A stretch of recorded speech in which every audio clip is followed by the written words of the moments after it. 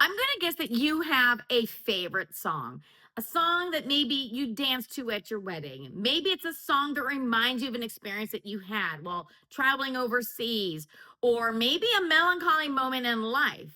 So, why do you have a connection to that song? You have words that are part of that song that makes you think of certain things. And of course, there's the music there, right? The music helps. But nobody had to sit there and tell you why that song's words were important to you. You came up with that all on your own. So I want you to think when that person wrote the song, they didn't write it with you in mind. They wrote it because they had an experience themselves. But even though we might not know that exact experience, that doesn't stop us from listening to the song and having an emotional connection with it. And it's the same exact thing with poetry.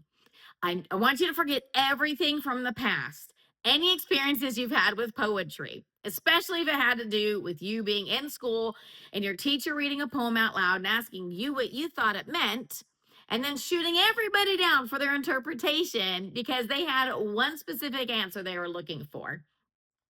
Poetry does not have to be like that. It doesn't have to be understood in the exact way that the poet intended. Because just like listening to your favorite songs, it can have a different meaning just for you. So when you're starting with poetry, don't get so caught up in the analyzing of poetry. Okay, you can read it without explanation. Now, can you share what you think the poem means? Of course you can. If your child says, "Hey, I think the poem means this," that is perfect. But you don't have to pick apart a poem every single time you read it. Just today, I read 4 or 5 poems to my kids. They listened to the first few.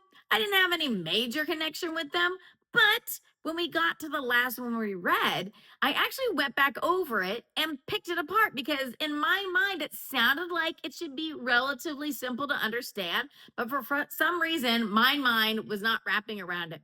So we went line by line and just kind of picked it apart and then realized that this Robert Frost poem called Bond and Free was completely about love and thoughts. The difference between how love keeps us grounded and kind of stuck in place where our thoughts and dreams can go as far as they want. So once we kind of picked it apart and figured out what it meant, we read through it, it made so much more sense. But that doesn't have to be done with every poem. We only did that because we felt like it. We wanted to figure out what it meant. So remember that when you're reading poems with your kids, do not feel like you have to be analyzing them. You can just be reading them, enjoying them for what they are. Analyzation is not the entry into poetry. Okay. Children enjoy words, right? They want to learn how to read, they want to understand big words like their parents do. So remember that poetry isn't, it can be an introduction to get them started. As they become more curious and more into it, then they're going to want to start picking it apart, and you will be surprised how much more they get out of it. So remember, reading and enjoying is enough. Reading, enjoying the poetry is completely enough to get your children to start enjoying poetry in its literary state and just for the beauty of the art of it. Make sure that you do pay attention though when they do have questions, because curiosity is going to come. So when your child asks, "What does that word mean?" which is like the best sentence to hear come out of your kid's mouth, then if it's a shorter poem, then say, "We'll look that up in just a few seconds. Let me finish the poem and then we'll figure out what that word means." Okay. So if it's a short poem, like a stanza or two, then go with them to what I like to use is the 1828 dictionary, because most classic poetry was written a long time ago. So the 1828 dictionary is going to give you a much closer meaning to what the author meant compared to our current modern day or an urban dictionary or something. So the 1828 dictionary, you can find it online, you can Google it and it'll pop right up.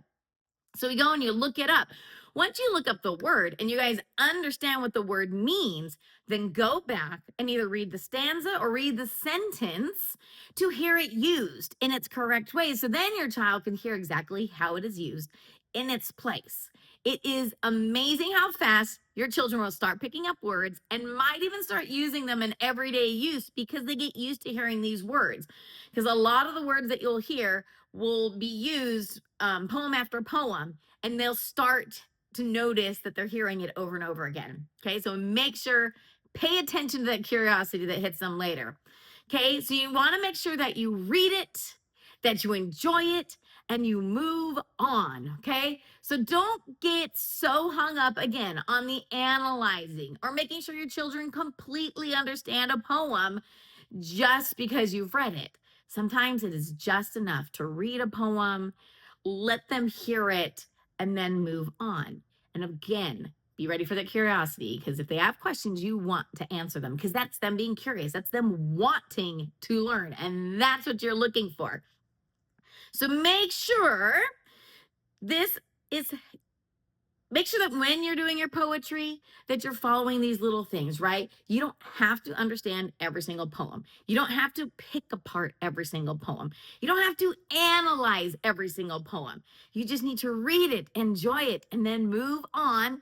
And then, of course, if curiosity hits, you answer those questions. You figure out the answers for them. Because again, when they ask the questions, that's when they're curious and that's when they're ready to learn. Okay, so make sure you follow these steps, and poetry will become a gentle and relaxing experience that you will look forward to doing with your children every single day.